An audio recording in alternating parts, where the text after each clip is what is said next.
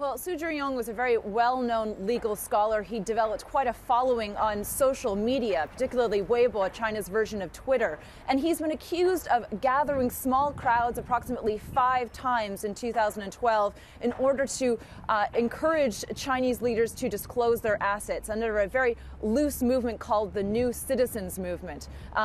Because of this, Mr. Xu was arrested and he was charged. All along, his lawyers and Mr. Xu said that they thought that he would be found guilty. The surprise today was that he wasn't given the maximum sentence of 5 years for gathering public crowds. Instead, Mr. Xu will now spend the next 4 years in prison. And as I mentioned in the introduction, that he's just one of a number of human rights activists to be on a trial. What news of the others?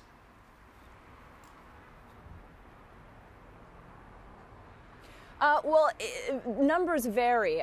Some say that dozens have been arrested in connection with Mr. Xu's movement. The key with the New Citizens Movement and other related movements is that they've tried very hard not to have any particular leaders. Now, Mr. Xu, of course, is a very well-known figure in China, and he's said to be the founder of this New Citizens Movement. But there are many activists across China who've been facing increasing pressure. Many have been arrested, and yes, many are going on trial Many have gone on trial in the past week, between 7 and 9, depending on how closely you link them to Mr. Xu.